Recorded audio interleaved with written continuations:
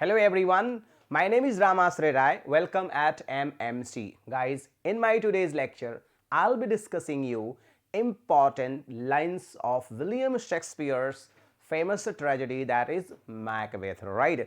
तो guys, किसी भी लाइन को अच्छी तरीके से समझने के लिए दिमाग और दिल में उतारने के लिए बहुत ज़रूरी है उस लाइन से संबंधित सिचुएशन को समझना, ठीक है।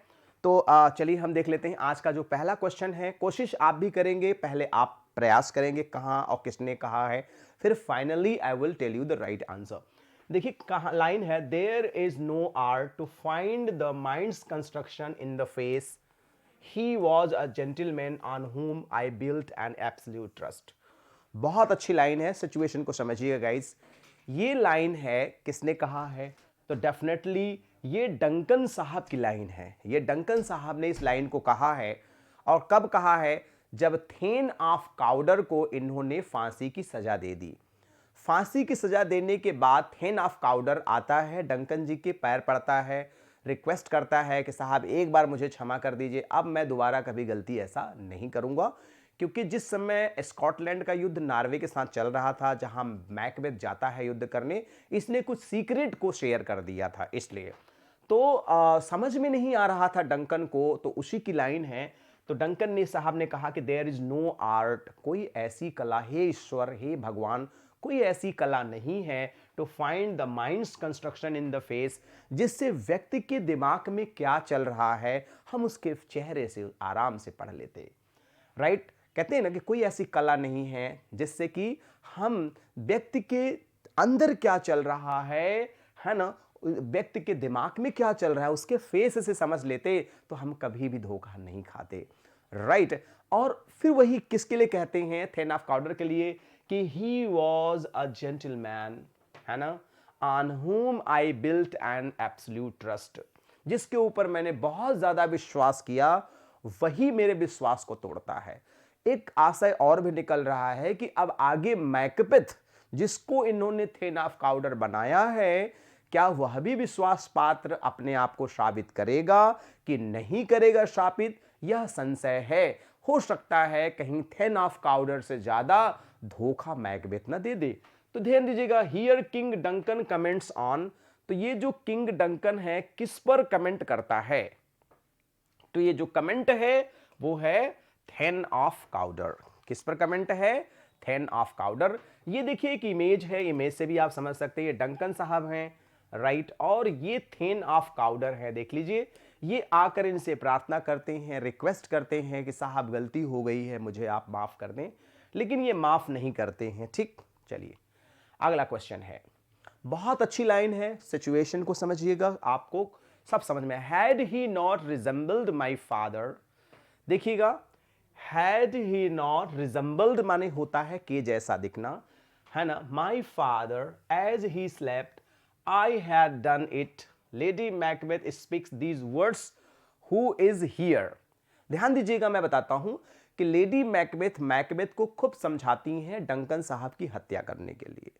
फाइनली होता क्या है कि मैकबेथ जानने को जब तैयार नहीं होता है तो लेडी मैकबेथ खंजर लेकर के राजा के कमरे में जाती हैं। मैं आगे आपको दिखाता हूं। तो देखिए ये राजा आराम से सोया हुआ है, राजा के कमरे में वो आती हैं लेडी मैकबेथ। ये देखिए थोड़ा सा इमेज भी दिख रहा है, ये लेडी मैकबेथ हैं और आती हैं लेडी मैकबेथ, राइट। और ये देखती हैं कि डंकन साहब सो रहे हैं, तो उनको ये लगा कि डंकन साहब ऐसे सो रहे थे, इतने अच्छी निद्रा में सो रहे थे जैसे उनके मतलब लेडी मैकबेथ के फादर सोया करते थे। अब यहां डंकन के फेस में इनके पिता की इमेज दिखने लगी, इसलिए लेडी मैकबेथ ने उनका मर्डर नहीं किया, ठीक। अब हम लोग लाइन की तरफ आते हैं। Had he not resembled my father, अगर वो सोता हुआ डंकन मेरे पिता जैसा नहीं दिखता, या डंकन जो का किंग है मेरे पिता की जैसे नहीं दिखते, राइट, तो मैं उनकी हत्या कर देती, अन्यथा मतलब मैंने हत्या नहीं किया। My father as he slept I had done it, तो मैं कर देती, मतलब तब तो मैं हत्या कर ही देती अगर वो मेरे पिताजी के जैसे नहीं दिखते, ठीक है। Lady Macbeth speak these words, तो ये किसके लिए इन्होंने बोला था? तो ये डंकन साहब के लिए इन्होंने बोला था, ठीक है। क्वेश्चन को आप करते जाइए अच्छे से। देखिए डंकन, ये डंकन की इमेज है, आप देख सकते हैं, this is the image of king Duncan. ठीक, कम ऑन एवरीबॉडी। अब देखिए अगली लाइन है लेडी मैकबेथ की लाइन है, बहुत अच्छी लाइन है। A little water clears off this deed, how easy it is then. काश कहीं लेडी मैकबेथ, है ना, मैकबेथ ने हत्या किया, हत्या करके जब वो खंजर लेके अपने आता है बाहर तो लेडी मैकबेथ के हाथ में भी ब्लड लग जाता है, क्योंकि खंजर लेकर के लेडी मैकबेथ पोर्टर्स के पास, अरे जो पहरेदार थे, जो उनके गेटकीपर थे, उनके पास लगाने के लिए ले गई।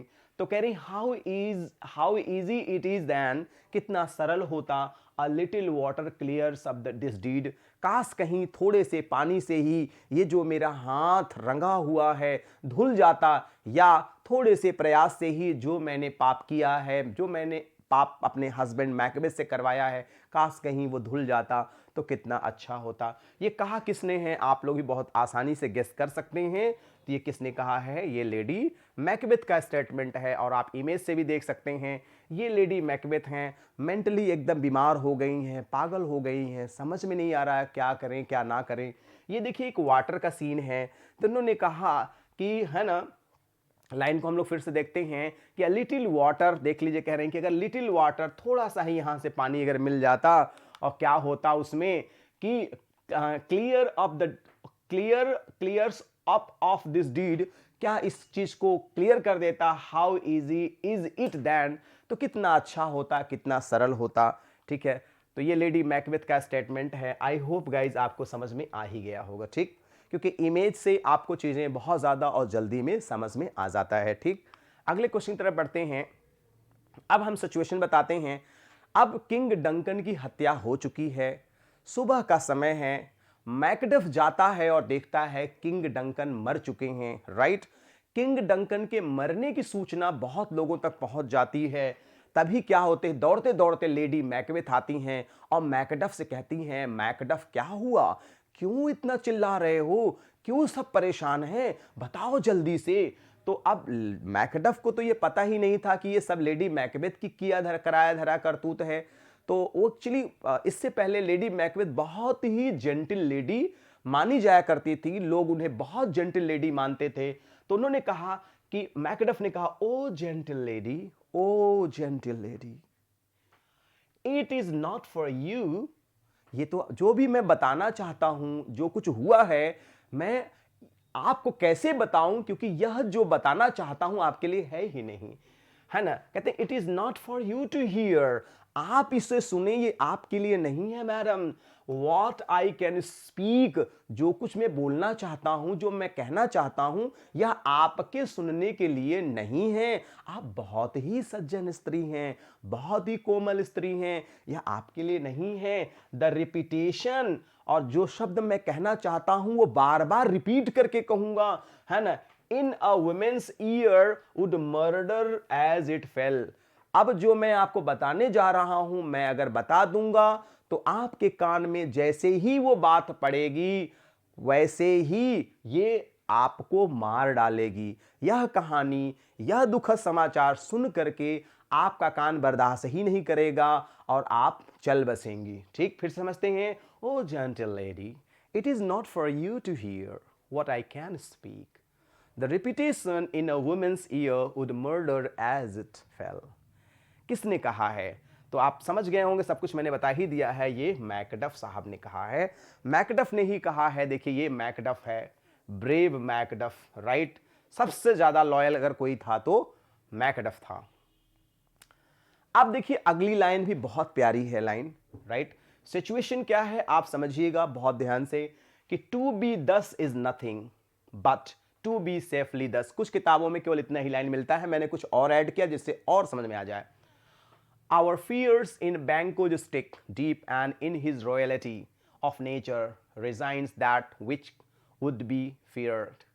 ध्यान दीजिएगा, अब मैकबेथ क्या है, सबकी हत्या कर चुका है, करता जा रहा है। अब अगला उसे डर है किससे, बैंको से।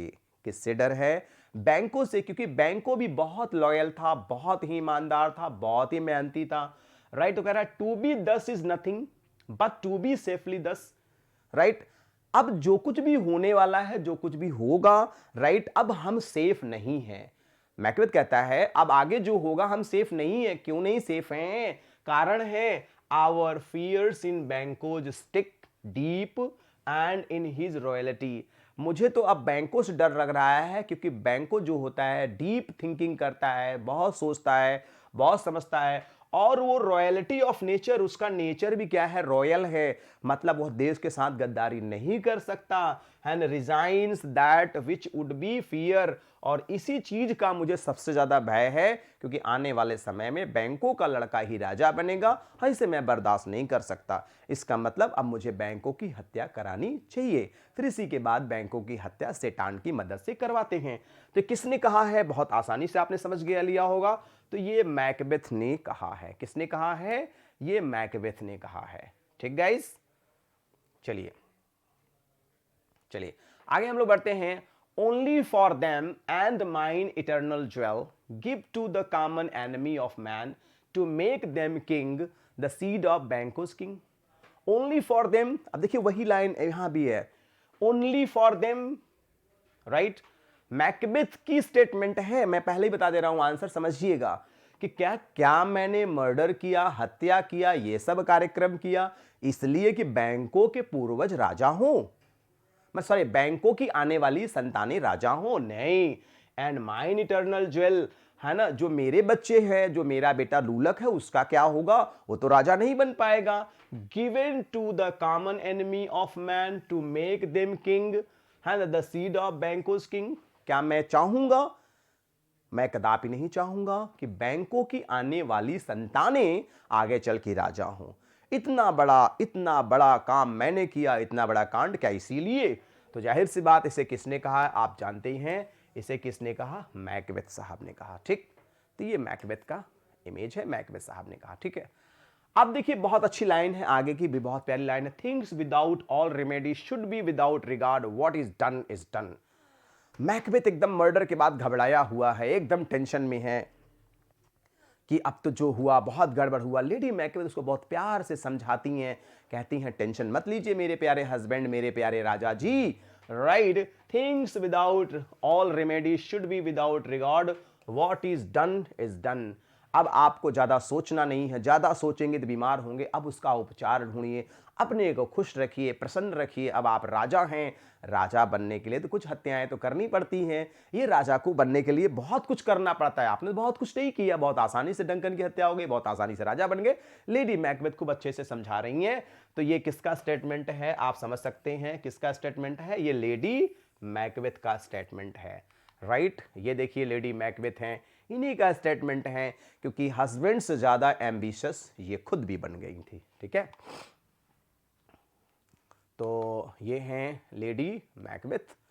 ओके, सो गाइस, अब एंड यू ऑल नो, देखिए कितना अच्छा है। जब मैकबेथ जाता है किसके पास? चुड़ैलों के पास जाता है। तो चुड़ैलों की जो चीफ होती हैं वो कहती हैं क्या? And you all know security is mortals. आप जिसे अपनी सुरक्षा कवच समझते हैं वो क्या है? नश्वर हैं। आपने जिसको बॉडीगार्ड रखा है वो भी तो आपको मौत के घाट उतार सकता है, वो भी नश्वर है, उसे भी एक दिन मरना है, और वो चाहे तो आपको आज ही मार सकता है ना। द चीफेस्ट एनिमी, और ये क्या होता है? आपका सबसे महत्वपूर्ण दुश्मन होता है, जिससे आप जैसे सुरक्षा के लिए गन रखते हैं, थोड़ा सा कभी किसी ने उल्टा कर दिया तो कहानी विल बी ओवर, आपकी जिंदगी वहीं खत्म हो जाएगी। ठीक है, and who is the speaker, इसे किसने कहा है? कम ऑन एवरीबॉडी, अरे बड़े आसानी से बता लेंगे अब तो। हिकेट ने कहा है। ये चुड़ैल थी, देखिए ये हिकेट है, राइट। चुड़ैलों की क्या कहते हैं, चीफ है, हेड ऑफ द विचेज है। देखिए ये हिकेट का इमेज है, तो हिकेट ने कहा है। फिर अगला देखिए, fit to govern, no not to live. ये किसने कहा है? मैं कहानी भी समझा देता हूं कि मैकडफ, राइट। मैकडफ को जब पता चलता है कि इनके बीवी बच्चों सबकी हत्या कर दिया है मैकबेथ ने, तो मालकोलम से बातचीत करते हैं और कहते हैं कि fit to govern, no not to live. Govern करने के लिए तो ठीक है, लेकिन अब जिंदा रहने के लायक मैकबेथ नहीं है, क्योंकि उसके अत्याचार की सीमा पार हो रही है। अब अत्याचार इतना वो कर चुका है कि अब बर्दाश्त नहीं किया जा सकता। तो डेफिनेटली आप बता सकते हैं किसने कहा है? Macduff in Macbeth.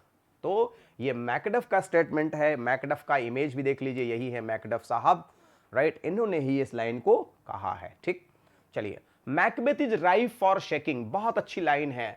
Macbeth is ripe for shaking मतलब मैकबेथ का जो पाप का घड़ा है अब भर गया है, अब उसे फूटना चाहिए। मैकबेथ ने बहुत कुछ नुकसान किया है, राजा की हत्या, न जाने कितने है ना मासूम लोगों की हत्या, लेडी मैकडफ की हत्या, उनके बच्चों की हत्या, है ना, डंकन की हत्या, राइट, बैंकों की हत्या। अरे अब इससे ज्यादा हत्या क्या हो सकता है। तो इसे कौन कहा होगा आप जानते ही हैं, उनका जो लड़का है मालकोलम, जो बड़ा लड़का है, वही कहता है Macbeth is ripe for shaking. ये देखिए मालकोलम का इमेज है जो कि डंकन का लड़का है। ठीक है, देखिए अब फिर देखिए बहुत अच्छी लाइन है, the night is long that never finds the day. जिस दिन राजा की हत्या होने लगती, जैसे कोई चीज गड़बड़ होने लगता है तो एकदम सुख मतलब कुछ चीजें आभास होने लगती हैं। जिस रात को डंकन की हत्या होती है उस रात इतना अंधेरा था, इतना घना था। तो वही कह रहा है मालकोलम को समझ में नहीं आ रहा था, पता नहीं आगे क्या होगा। जो ब्लड से जुड़े लोग होते हैं कुछ अनहोनी होने लगता है, होने वाला होता है तो आभास होने लगता है। क्योंकि जो समस्याएं होती हैं जब आपके जैसे दुश्मन चारों तरफ हो, आप भले न देख रहे हो लेकिन आभास होने लगता है गाइज। तो वही कह रहे हैं the night is long that never finds the day, है ना, कहते हैं इतना लंबी रात हो रही है, लगता है अब सुबह कभी नहीं आएगा। इसका मतलब गम का जो है ना दिन आने वाला है बहुत ज्यादा हो जाएगा गम के, हमारी रातें, हमारी जिंदगी जो होगी अंधेरी हो जाएगी, न जाने कब सुबह होगा, न जाने कब उजाला होगा, ऐसा उसे महसूस हो रहा था। तो डेफिनेटली किसने कहा है, मालकोलम ने कहा है। बहुत हार्ट टचिंग लाइट है, वही देखिए the night is long that never finds the day. Malcolm Macbeth by William Shakespeare, यही मालकोलम फिर से कहता है the night is long that never finds the day. अब देखिए जब लेडी मैकबेथ हत्या हो जाती है डंकन की, तो उसके बाद हत्याएं होने लगती हैं, तो उसी पे लेडी मैकबेथ कहती है yet who would have thought that old man to have had so much blood in him. किसी ने तो सोचा ही नहीं था उस बुढ़े व्यक्ति की हत्या करने के बाद, उस बुढ़े राजा की हत्या करने के बाद इतने लोगों का खून करना पड़ेगा। लेडी मैकबेथ तो सोचा ही नहीं गया था कि यह भी हो सकता है, ऐसा भी हो सकता है, इतने लोगों का खून बहाना पड़ेगा। तो आप समझ गए होंगे किसने कहा होगा, लेडी मैकबेथ ने ही कहा है ये। ठीक है, ये देखिए लेडी मैकबेथ हैं, ये देखिए लेडी मैकबेथ हैं, इनका हस्बैंड देखिए मर्डर करके आए हैं और एक के बाद एक मर्डर होने लगा। तभी कहती हैं किसने सोचा था कि है ना इतना ज्यादा उस वृद्ध व्यक्ति में खून है, किसी ने सोचा ही नहीं था, खून पे खून, खून पे खून होता चला जा रहा है। ठीक गाइस, अब देखिए हु किल्स, अभी क्वेश्चन छोटे, who kills lady Macbeth. Lady Macbeth को किसने मारा था, प्ले अगर आपने पढ़ा होगा, किसी ने मारा था, आंसर दीजिए। तो जाहिर सी बात है किसी ने नहीं मारा था, लेडी मैकबेथ हरसेल्फ अपने आप वो नेचुरल डेथ को प्राप्त हुई थी। देखिए ये लेडी मैकबेथ हैं, पागल हो गई थी, फिर अपने आप नेचुरल डेथ इनकी हो गई थी। Where are Scottish kings crowned, Scot के राजा को क्राउन कहां किया गया था, कम ऑन एवरीबॉडी। तो शोन एक प्लेस है, वहां पे क्राउन किया गया था। देखिए ये प्लेस है, एक कैसल है, यहां पे उनको क्या गया था, राजा बनाया गया था, इस जगह पे राजा बनाया गया था। कितना सुंदर सा किला है, सोन, SCONE। ठीक है, अगला क्वेश्चन है who flees Scotland to join Malcolm in England.